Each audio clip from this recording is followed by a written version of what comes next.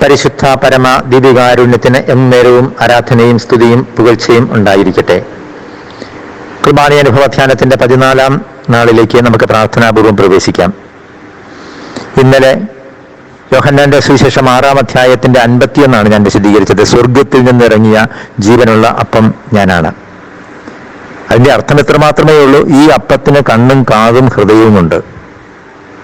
നാം പറയുന്നത് കേൾക്കാൻ, നമ്മെ നോക്കാൻ, നമ്മുടെ സങ്കടങ്ങൾ തിരിച്ചറിയാൻ ഈ അപ്പത്തിൽ ഇരിക്കുന്ന ജീവനുള്ള ദൈവത്തിന് കഴിയും. പാതി വഴിയിൽ മുറിഞ്ഞു പോകുന്ന സ്നേഹബന്ധങ്ങളുടെ ലോകത്തിൽ 24 മണിക്കൂറും വഴിക്കണ്ണുകളുമായി നമ്മെ നോക്കിയിരിക്കുന്ന ആ ദൈവത്തെ, സക്രാരിയിൽ നിത്യാരാധന ചാപ്പലിൽ ചെല്ലുമ്പോൾ ഇതൊക്കെ നമ്മുടെ മനസ്സിലേക്ക് കടന്നു വരണം. ഞാൻ അല്പം കാവ്യാത്മക ഭാഷയിലാണ് പറഞ്ഞത്. പാതി വഴിയിൽ മുറിഞ്ഞു പോകുന്ന സ്നേഹബന്ധങ്ങളെന്ന്. കാര്യം ഇത്ര മാത്രമേ ഉള്ളൂ. നമ്മൾ ഒന്നിച്ച് ജീവിതം ആരംഭിച്ച്, ഒരുപക്ഷെ യാത്രയായിക്കൊള്ളട്ടെ, വിവാഹ ജീവിതമായിക്കൊള്ളട്ടെ, എന്തുമായിക്കൊള്ളട്ടെ, സുഹൃത്ത് ബന്ധമായിക്കൊള്ളട്ടെ, ചിലർ പെട്ടെന്ന് മടുക്കും. കാരണം സ്വാർത്ഥ താല്പര്യവും സ്ഥാപിത താല്പര്യവുമാണ്. ചിലർ കുറവുകൾ ഉണ്ടാകുമ്പോൾ ഇട്ട് എറിഞ്ഞു പോകും. ബെറ്റർ സെലക്ഷൻ കിട്ടുമ്പോൾ അതിന്റെ പിന്നാലെ പോകും. അവിടെയാണ് ഈ സ്വാർത്ഥ താല്പര്യങ്ങളൊന്നുമില്ലാതെ എന്നെ കേൾക്കാൻ, എന്നെ കാണാൻ വരുന്ന ദൈവം. ധൂർത്തപുത്രന്റെ ഗുഹയിൽ നമ്മൾ പിതാവ് വഴിക്കണ്ണുകളുമായി നോക്കിയിരിക്കുന്ന ഒരു രംഗം കാണുന്നുണ്ടല്ലോ. ഈ ഒരു അനുഭവം കിട്ടണമെങ്കിൽ നമ്മുടെ ദൈവം ജീവിക്കുന്ന ദൈവമാണ്. ഇന്നലെ ഞാൻ പറഞ്ഞത് 1-2 വട്ടം ആവർത്തിച്ചു. അവർ God is a living God. ഇത് നമ്മുടെ ഉള്ളിൽ നിറയണം. ഈ ജീവിക്കുന്ന ദൈവത്തോടൊന്നിച്ചാണ് ഓരോ കുർബാനയും നാം അർപ്പിക്കുന്നത്. ആദ്യം പറഞ്ഞത് ഓർമ്മപ്പെടുത്തുന്നു, കുർബാന ഒരു അനുഷ്ഠാനം അഥവാ തിരുക്രമമായിട്ട് നമ്മൾ കാണരുത്. അങ്ങനെ തോന്നും, അല്ലെന്ന് ഞാനും പറയുന്നില്ല. കാരണം അതിൻ്റെ അകത്ത് അതിൻ്റെതായ പ്രത്യേകതകൾ ഒക്കെ ഉണ്ട്. എന്നാൽ ലതീഞ്ഞ് പോലെ, ഒപ്പീസ് പോലെ, നവേന പോലെ ഒരു തിരുക്കർമ്മമല്ല പരിശുദ്ധ കുർബാന എന്ന് പ്രിയപ്പെട്ടവരെ നമ്മൾ തിരിച്ചറിയണം. ഇവിടെ ഒരു വ്യക്തിയുമായിട്ടുള്ള കണ്ടുമുട്ടൽ നടക്കുകയാണ്. കുർബാന ദൈവം തന്ന സമ്മാനമായിട്ട് അല്ലെങ്കിൽ ദാനമായിട്ട് നമ്മളെല്ലാം പറയാറുണ്ട്. ഞാനും പറയാറുണ്ട്, ഈശോ ഈ ഭൂമിയിൽ നിന്ന് പോകുന്നതിന് മുൻപ് 4 സമ്മാനങ്ങൾ തന്നു. പരിശുദ്ധ പ്രിയപ്പെട്ട അമ്മയെ തന്നു, പരിശുദ്ധാത്മാവിനെ തന്നു, സഭയെ തന്നു, പരിശുദ്ധ കുർബാന തന്നു. പക്ഷേ ആദ്യത്തെ 3 ദാനങ്ങൾ അല്ലെങ്കിൽ സമ്മാനങ്ങൾ പോലെയല്ല കുർബാന. കാരണം കുർബാന ഈശോ തന്നെയാണ്, ദൈവം തന്നെ നൽകിയതാണ്. ആ വ്യക്തിയിലേക്ക് ഓരോ ദിവസവും കൂടുതൽ അടുക്കണം. പരിചയമുള്ള ഒരു വ്യക്തിയോടൊപ്പം ബസ്സിലിരുന്ന് അല്ലെങ്കിൽ കാറിലിരുന്ന് അല്ലെങ്കിൽ ട്രെയിനിലിരുന്ന് യാത്ര ചെയ്യുന്നത് പോലെയുള്ള ഒരു യാത്രാനുഭവം ഓരോ കുർബാനയിൽ നമുക്ക് കിട്ടണം. ഞാൻ അനുദിന ജീവിതത്തിലെ ഉദാഹരണങ്ങളൊക്കെ പറയുന്നത് നമ്മുടെ മനസ്സിൽ ഒരു ചിത്രം പോലെ നിറയുന്നതിന് വേണ്ടിയിട്ടാണ്. കുർബാന അനുഭവ ധ്യാനമല്ലേ? ഈശോയുടെ കൂടെ യാത്ര ചെയ്യുകയാണെന്ന ബോധ്യം കിട്ടിയാൽ മാത്രമേ കുർബാന നമുക്ക് അനുഭവമായിട്ട് മാറുകയുള്ളൂ. എന്നാൽ ഈ വ്യക്തിയെ, മിശിഹായെ, നഗ്നമായ കണ്ണുകൾ കൊണ്ടല്ല, ഹൃദയം കൊണ്ട്, ആത്മാവിന്റെ കണ്ണുകൾ തുറന്ന് കാണാനായിട്ട് നമുക്ക് കഴിയണം. ഞാനൊരു കാര്യം സാധാരണ മറക്കാറില്ല. ഈ ഒരു അനുഭവത്തിന്റെ വെളിച്ചത്തിൽ പറയുന്നതാണ്. ബലിപീഠം അവസാനം വിശുദ്ധീകരണത്തിന്റെ ബലിപീഠമേ സ്വസ്തി എന്ന് പറഞ്ഞുകൊണ്ട് ബലിപീഠം ചുംബിക്കുമ്പോൾ ഈശോയുടെ കബറിടത്തെ, ചിലപ്പോഴൊക്കെ ഉത്ഥാനം ചെയ്ത ഈശോയെ, ചിലപ്പോൾ ദൈവത്തിന്റെ സിംഹാസനത്തെ ചുംബിക്കുന്ന ഒരനുഭവത്തോടെ അത് ചെയ്യാറുണ്ട്. ഇത് എന്നെ കേൾക്കുന്ന വൈദികർക്ക് വേണ്ടി ഒരു യുവ വൈദികൻ പറഞ്ഞ അനുഭവം പങ്കുവെക്കുന്നു. ദൈവത്തെപ്പറ്റി സംശയത്തോടുകൂടി ഇരുന്നപ്പോൾ ഒരു ധ്യാനത്തിൽ ചെന്നു. അസ്വസ്ഥതയുണ്ടായിരുന്നു. പക്ഷേ ഒരു ദിവസം കുർബാനയുടെ സമയത്ത് അവസാനം ബലിപീഠം ചുംബിച്ചപ്പോൾ ഈശോയുടെ സ്നേഹസ്പർശം കിട്ടി. പിന്നെ ഈ ഭൂമിയിലെ സ്നേഹചുംബനങ്ങൾ, മനുഷ്യ ചുംബനങ്ങൾ ഒരിക്കലും ആഗ്രഹിച്ചില്ല. പരിശുദ്ധ പരമദിവ്യകാരുണ്യത്തിന് നേരവും ആരാധനയും സ്തുതിയും പുകഴ്ചയുണ്ടായിരിക്കട്ടെ. പ്രിയപ്പെട്ടവരെ, ഇങ്ങനെ ഓരോ അനുഭവങ്ങൾ, കുർബാനയിലെ ഓരോ ഭാഗങ്ങളും ഏതെങ്കിലുമൊക്കെ സാഹചര്യത്തിൽ നമ്മുടെ ഉള്ളിലേക്ക് അനുഭവമായിട്ട് മാറണം. കുർബാന ഒരു രഹസ്യമാണ്.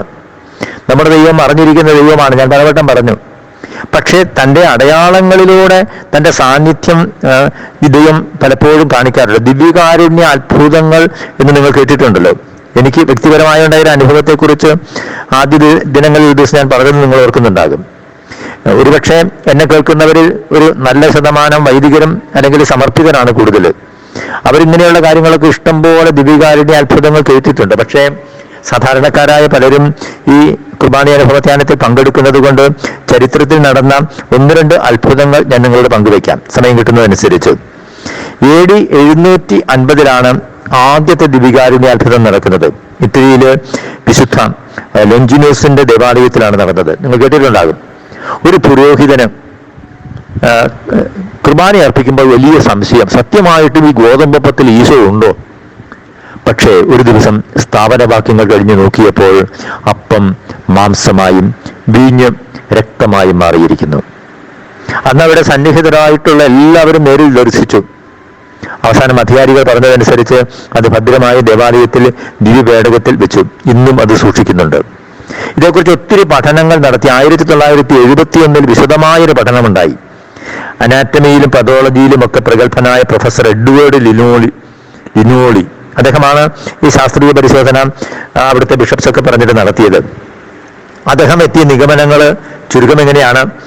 ഈ അച്ഛൻ അന്ന് പരിശുദ്ധ കുർബാനയ്ക്കായി ഉപയോഗിച്ച ഓസ്തി മാംസമായും വീഞ്ഞ് രക്തമായും മാറിയതാണ് അദ്ദേഹം പരിശോധിച്ചത്. എന്നിട്ട് അദ്ദേഹം പറയുന്നതാണ്, മാംസം യഥാർത്ഥ മാംസവും രക്തം യഥാർത്ഥ രക്തവും തന്നെ, അതായത് മനുഷ്യൻ്റെത് തന്നെ. ഹൃദയത്തിലെ പേശികളിലെ മാംസമാണ് കണ്ടത്. രണ്ടാമത്തെ നിഗമനം, രക്തത്തിൽ സാധാരണ കാണുന്ന എല്ലാ ധാതുക്കളും, എനിക്കതിൻ്റെ ശാസ്ത്രീയത അറിയാൻ പാടില്ല, പുസ്തകത്തിൽ വായിച്ചപ്പോഴാണ്, chloride, phosphorus, magnesium, sodium, calcium എല്ലാം അതിൻ്റെ അകത്തുണ്ട്. രക്തം AB ഗ്രൂപ്പ് ആണ്. രക്തത്തിൽ കാണുന്ന പ്രോട്ടീനിന്റെ അളവ് സാധാരണ മനുഷ്യ രക്തത്തിൽ കാണുന്ന ആ നിലയിലുള്ളത് തന്നെയാണ്. പ്രിയപ്പെട്ടവരെയും, അവസാനം അദ്ദേഹം പറഞ്ഞു, ജീവനുള്ള ഒരു വ്യക്തിയിൽ നിന്നും ഇപ്പോൾ അറുത്തെടുത്ത മാംസം പോലെ തന്നെ ഇന്നും അത് ഇരിക്കുന്നു. ഞാൻ ഇത്രയും വിശദമായിട്ട് പറഞ്ഞത് നമ്മുടേതല്ലാത്ത കാരണം കൊണ്ട് നമ്മുടെ ബുദ്ധിയിൽ അന്ധകാരം നിറഞ്ഞ് ഇങ്ങനെയുള്ളതൊക്കെ വിശ്വസിക്കുവാൻ കഴിയുമോ? നമ്മൾ അമിതമായി ബുദ്ധിയിൽ കീഴ്പ്പെട്ടു പോകുന്ന അനുഭവമുള്ളവർ ധാരാളം പേരുണ്ട്. ഉൾക്കണ്ട് തുറന്നു കിട്ടാൻ വേണ്ടിയിട്ട് ഒരു സംഭവം പറഞ്ഞത് മാത്രമേ ഉള്ളൂ. ദിവികാരുണ്യ അത്ഭുതം എന്ന വിഭാഗത്തിൽ പെടുത്താത്ത മറ്റൊരു അത്ഭുതം നിങ്ങളൊരു പക്ഷേ ചിലരെങ്കിലും കേട്ടിട്ടുണ്ടാകും. അതിങ്ങനെയാണ്. വളരെ ഈ ഒരു അനുഭവം വിശുദ്ധ അന്തോനീസിന്റെ ജീവിതവുമായി ബന്ധപ്പെട്ട് ഉണ്ടായതാണ്. അദ്ദേഹം വലിയ സുവിശേഷ പ്രഘോഷകനായിരുന്നല്ലോ. ഒരിക്കലും നിരീശ്വരവാദികളായ ഒരു വിഭാഗത്തോട് ഈ അന്തോനീസ് പ്രസംഗിച്ചു കൊണ്ടിരിക്കുകയാണ്. ഒരു നിരീശ്വരവാദി വെല്ലുവിളിച്ചു.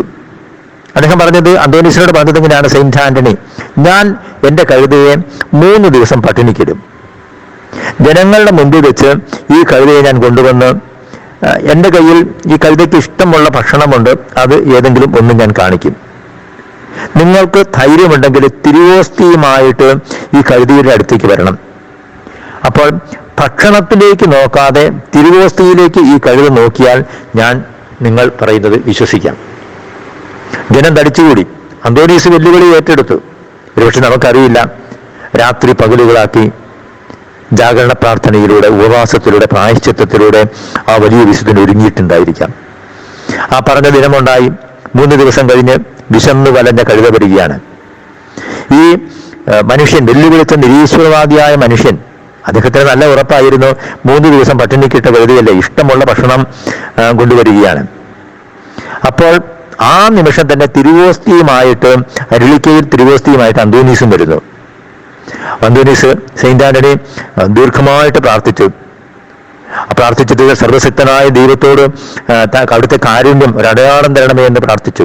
എന്നിട്ട് കഴുതയോട് പറഞ്ഞു, കഴുതേ, മുമ്പോട്ട് വന്ന് നിന്റെ സൃഷ്ടാവിനെ നീ ആരാധിക്കുക. പ്രിയപ്പെട്ടവരെ, നമുക്ക് ഒരുപക്ഷെ വിശ്വസിക്കാൻ കഴിയില്ല. ഈ കഴുത യജമാനൻ വെച്ച് നീട്ടിയ ഭക്ഷണം ഉപേക്ഷിച്ച് ദിവ്യകാരുണ്യത്തെ വണങ്ങി. വെല്ലുവിളിച്ച ആ നാസ്തികനും അദ്ദേഹത്തിന്റെ കൂടെയുള്ളവരുമൊക്കെ ദൈവവിശ്വാസത്തിലേക്ക് കടന്നു വന്നു. അപ്പോൾ ഞാനിത് പറഞ്ഞത്, ഇങ്ങനെ സഭ അംഗീകരിച്ച 100-ലധികം ദിവ്യകാരുണ്യ അത്ഭുതങ്ങളുണ്ട്.